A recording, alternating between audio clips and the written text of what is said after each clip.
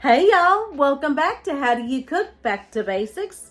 My name is Andrea, and for those of you that are new, welcome to the channel. I am so glad you are here. If you're looking for simple dinners with less mess, then you're in the right place. Today I will be sharing 4 easy one-pot meals: spaghetti, chicken and rice, sloppy Joe noodles, and chicken Alfredo. So let's get started. We're starting off with our one-pot spaghetti. This dish is all about less mess, big flavor, and no boiling water required. Y'all, that's a game changer right there. I added 1 tablespoon of olive oil to my Dutch oven, 1 pound of ground beef.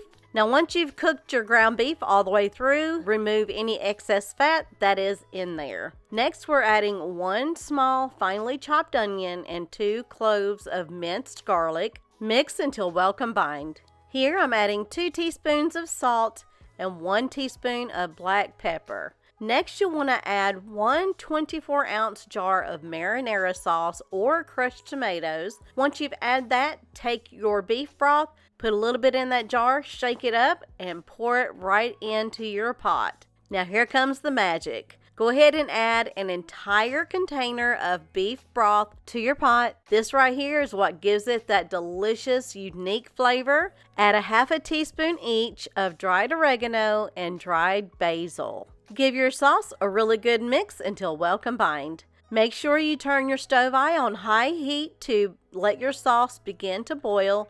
Once your sauce is beginning to boil, go ahead and add your spaghetti noodles to your pot. Now break those spaghetti noodles in half before you add those. Reduce your heat to simmer, cover, and cook for about 10 to 12 minutes, stirring occasionally. Now we are adding 1/4 cup of grated Parmesan cheese. That'll give it a nice creamy texture.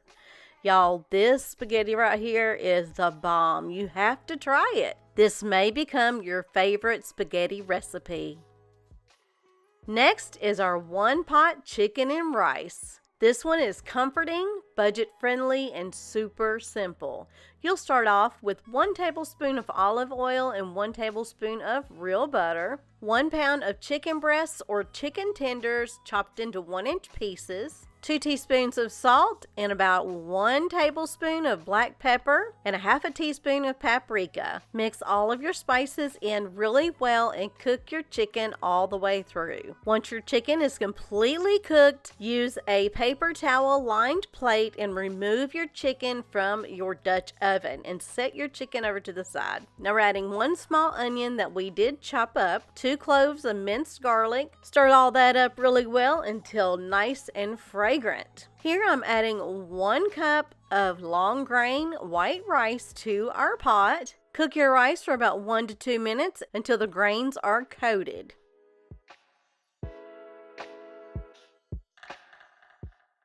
Add your chicken back to your pot. Next, we're going to be adding our chicken broth. The recipe calls for 2 cups of chicken broth.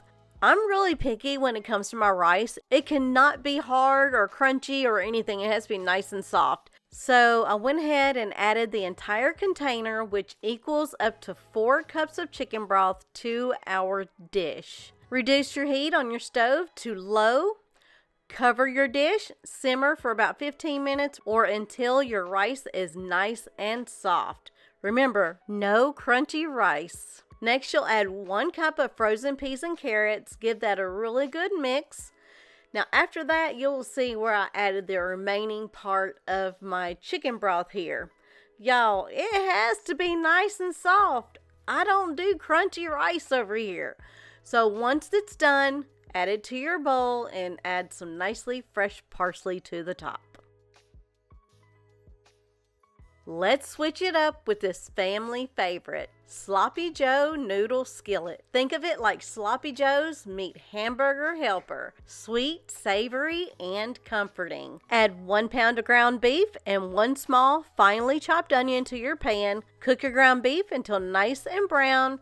Remove any excess fat that still remains. Add 1 cup of ketchup, 2 tablespoons of brown sugar, 1 tablespoon of Worcestershire sauce, 1 tablespoon of mustard, and 1½ cups of beef broth, 1 teaspoon each of salt and black pepper. Add your egg noodles, cover and simmer for 8 to 10 minutes on medium-low, stirring occasionally, or until your noodles are cooked to your specifications. I snuck in a little bit more beef broth and 1 cup of shredded cheddar cheese. Give that a really good mix and you're ready to plate her up. I served this dish with some bread and butter pickles and some nicely baked butter rolls. You need to try this dish, y'all. You are going to be very surprised at how delicious it is.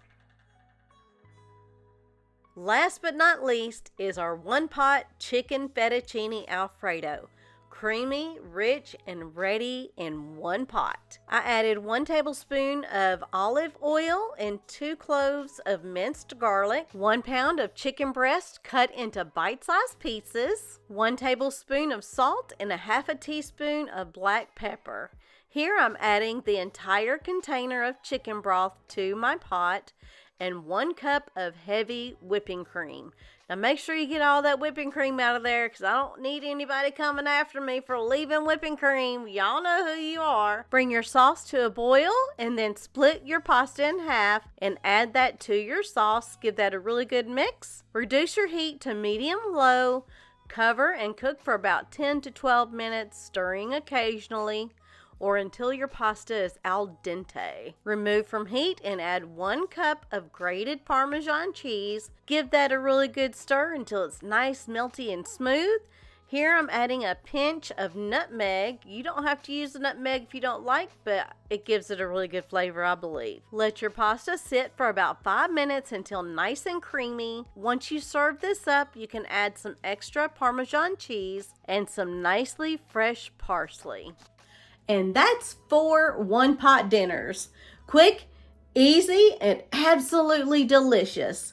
Let me know down in the comment section below which meal you think you will try first. I hope you enjoyed this episode on How Do You Cook Back to Basics.